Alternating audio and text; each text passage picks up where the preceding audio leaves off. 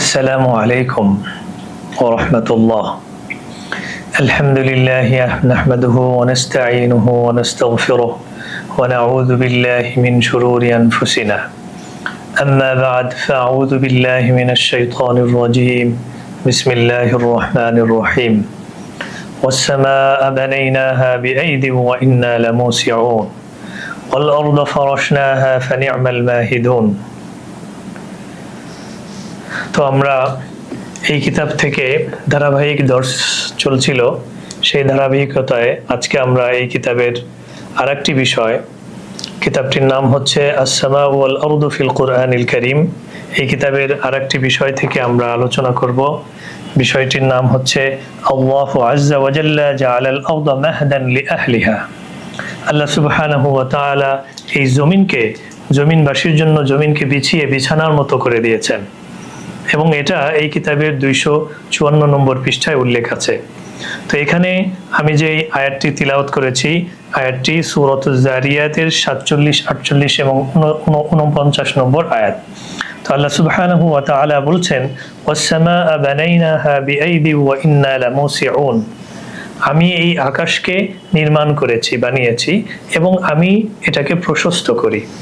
তো একটা বিষয় যদি আমরা এখানে খেয়াল করি, তাহলে আল্লাহ সুবহানাহু ওয়া তাআলা বলছেন ওয়াস-সামাআ বানাইনাহা, আমি এই আকাশকে বানিয়েছি। তো তিনি কিন্তু এখানে আকাশকে বিনা বলেছেন। বিনা মানে ভবন, নির্মাণ। তার মানে অন্য আয়াতে কিন্তু আমরা জানি আল্লাহ সুবহানাহু ওয়া তাআলা বলছেন, ইন্না রাব্বাকুমুল্লাহুল্লাযী খালাকাস সামাওয়াতি ওয়াল আরদা ফি সিত্তাতি আইয়াম। যে আল্লাহ সুবহানাহু ওয়া তাআলা এই আসমান জমিন সৃষ্টি করেছেন 6 দিনে।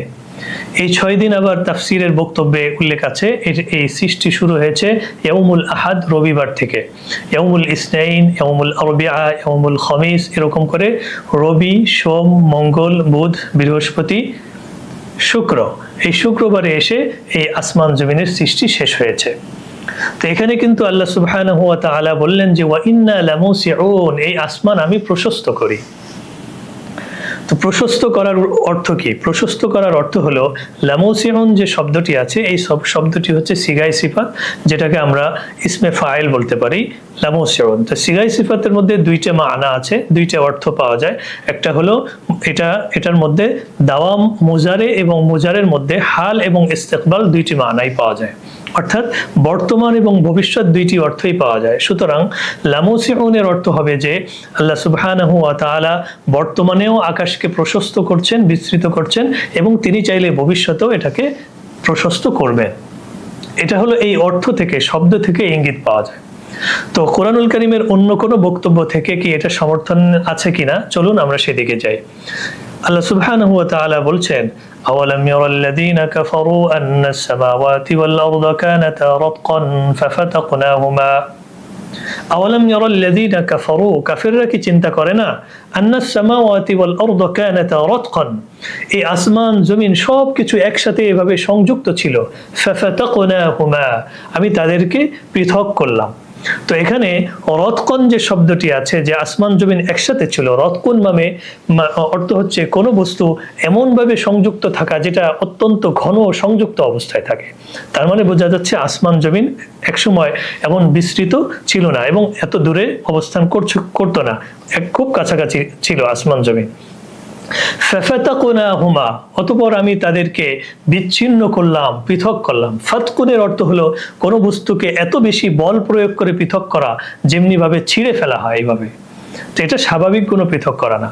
তো এটার বিষয়ে মুফাসসিরদের অনেক বক্তব্য আছে, যারা যে বক্তব্যগুলো উল্লেখ করেছেন তার অনেক মুফাসসিরদের বক্তব্যে এটা আছে যে সত্যি আসমান জমিন আগে একসাথে সংযুক্ত ছিল, একসাথে সংযুক্ত ছিল, সন্নিবিষ্ট ছিল। আল্লাহ সুবহানাহু ওয়া তাআলা তাদেরকে কি করলেন? পৃথক করলেন।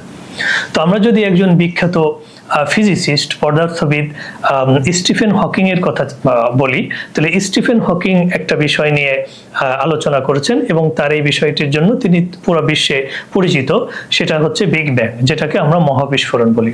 তিনি বলেন যে এই মহাবিশ্ব সৃষ্টির সূচনা লগ্নে সব কিছু একসাথে ছিল, এরকম আলাদা আলাদা ছিল না। একটা সময় এখানে প্রচুর পরিমাণে এটা অন্ধকারে নিমজ্জিত ছিল, অনেক বেশি ঘনত্ব ছিল, যেটাকে আমরা জিরো রেডিয়াস এবং ইনফাইনাইট ডেনসিটি বলতে পারি।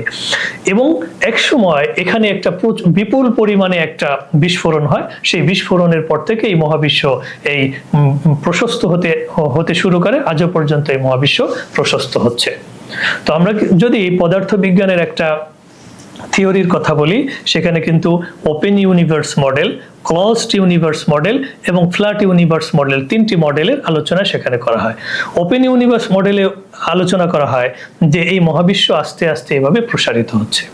আর এটাও আমরা কেমিস্ট্রির, রসায়ন বিজ্ঞানের পরিভাষায় বলতে পারি যে কোনো বস্তুর মধ্যে যে আন্তঃআণবিক আকর্ষণ বল থাকে, সেই বলটা যদি পরস্পরের অণুসমূহের মধ্যে পরস্পরের দূরত্ব বেড়ে যায়, তখন তারা পরস্পর থেকে দূরে সরতে থাকে।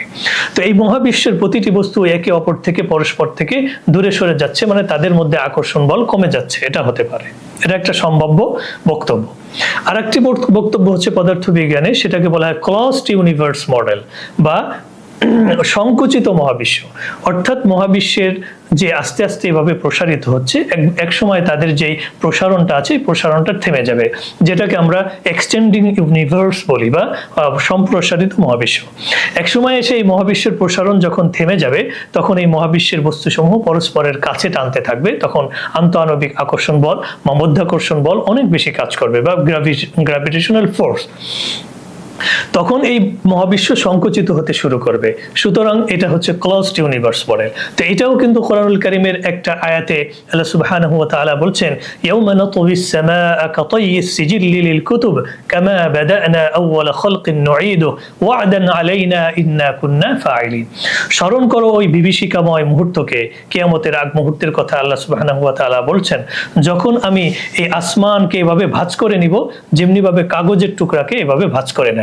তাহলে এটাও কিন্তু মহাবিশ্ব সংকুচিত হওয়ার যে একটা বক্তব্য পদার্থবিজ্ঞান থেকে পাওয়া গেল, তার সাথে কিন্তু এই বক্তব্যের, কোরআনুল কারীমের এই বক্তব্যের একটা আমরা মিল পেলাম। আর একটা বক্তব্য আছে, সেটাকে বলা হয় ফ্ল্যাট ইউনিভার্স মডেল বা সমতল মহাবিশ্ব।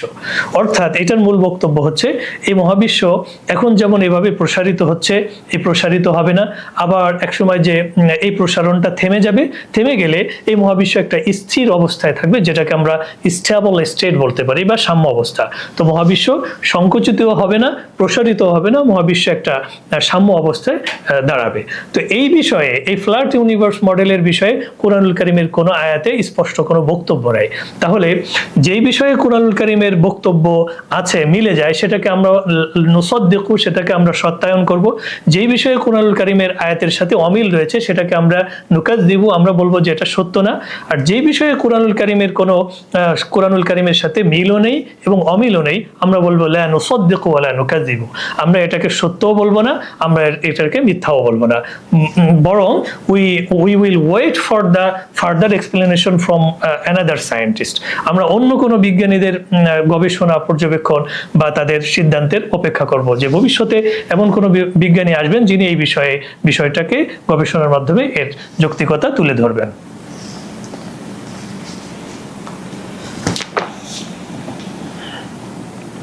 يقول تعالى منبها على خلق العالم العلوي والسفلى والسماء بنيناها أي جعلناها سقفا محفوظا رفيعا بأيد بقوة، قاله ابن عباس ومجاهد وقتادة والثوري وغير واحد. وإنا لموسعون أي قد وسعنا أرجاءها ورفعناها بغير عمد حتى استقلت كما هي. والأرض فرشناها أي جعلناها فراشا للمخلوقات فنعم الماهدون أي وجعلناها مهدا لأهلها.